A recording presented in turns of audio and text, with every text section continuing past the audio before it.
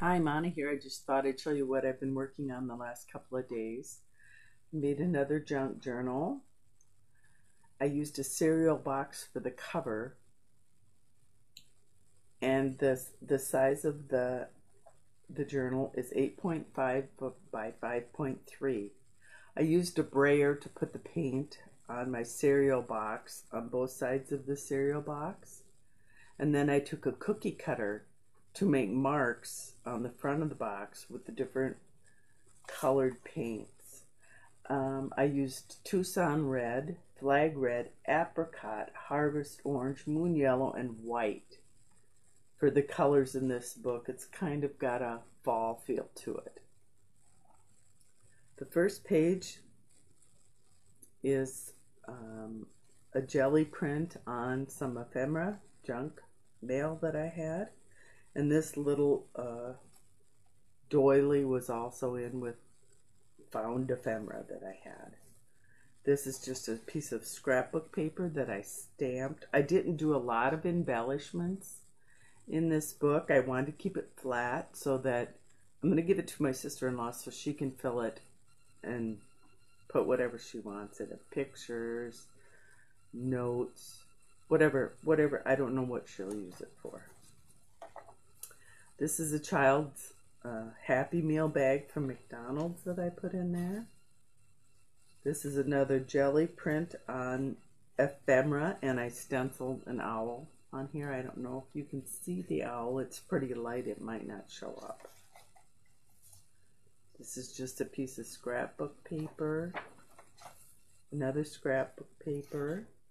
This is a drop paper. I really like using my drop papers. I think they're interesting. Lots of colors. You never know what you're going to have when you're finished.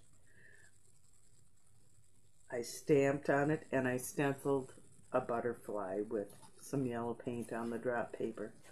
Then I just paper clipped, I just paper clipped a tag in here on this side so that it could be used maybe for a bookmark or something. Another piece of scrapbook paper.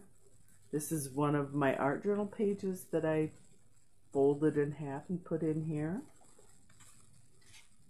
Another piece of scrapbook paper. This is drop paper that I stamped on, and I added a tag and I put a few letters on this, letter stickers on this page. This is the back of the drop paper. I stenciled a giraffe with yellow paint. This is just a piece of scrapbook paper. More scrapbook. This is a piece of ephemera that I jelly printed on, and I stamped with the little stamp. Here is my first and only handmade stamp so far. I do plan on making more. I really like the looks of a handmade stamp. This is the back of the McDonald's kids meal bag.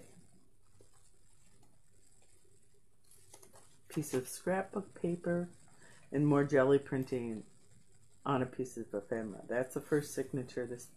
The second signature is jelly printing again, and then I went over the top of the jelly print with my cookie cutter in white just to add more, another element to the page. This is scrapbook paper. This page is from a drop sheet. This is a postcard that I made as a tag to go inside there on that page.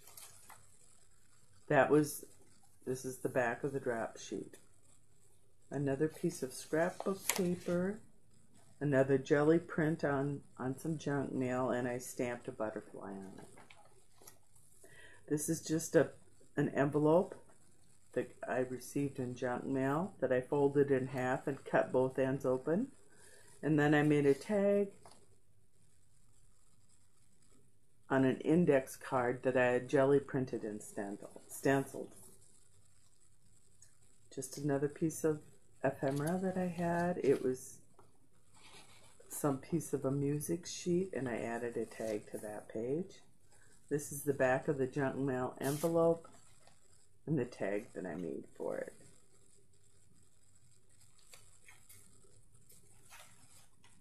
This page is junk mail or some ephemera someone gave me, I'm not sure, that I jelly printed on.